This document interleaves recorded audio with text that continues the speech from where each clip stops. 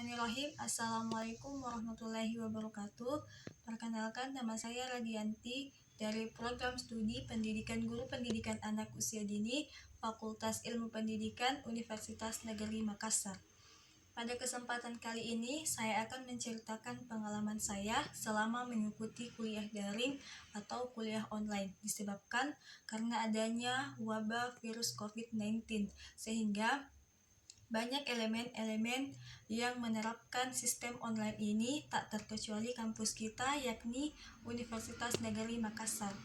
Ada dua dampak yang saya dapatkan selama mengikuti kuliah online atau kuliah daring, yakni dampak positif dan dampak negatif.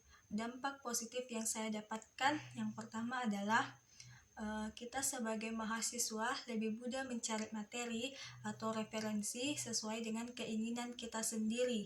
Kemudian yang kedua, kita bisa memilih ruangan mana atau tempat mana sesuai dengan keinginan kita sendiri. Kemudian yang ketiga, waktu berkumpul bersama keluarga lebih banyak. Kemudian adapun dampak negatif yang saya dapatkan, yang pertama mengenai masalah jaringan internet yang biasanya menghambat proses perkuliahan online. Kemudian yang kedua, sebagian mahasiswa, saya biasanya kurang mengerti mengenai materi yang diberikan oleh dosen yang bersangkutan. Kemudian yang ketiga, sistem online ini kurang efektif karena masih banyak mahasiswa yang kurang mengerti atau kurang paham dengan penerapan sistem online ini, sehingga masih sangat dibutuhkan pengarahan dan bimbingan oleh dosen yang bersangkutan. Harapan saya ke depannya, semoga wabah virus COVID-19 ini segera berakhir dan kita bisa berkumpul bersama teman-teman di kampus atau dosen-dosen yang kita cintai di kampus.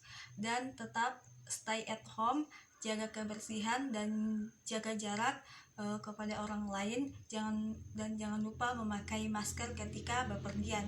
Mungkin itu saja yang bisa saya ceritakan mengenai pengalaman saya selama mengikuti kuliah online. Mohon dimaafkan jika ada salah-salah kata. Wassalamualaikum warahmatullahi wabarakatuh. Terima kasih.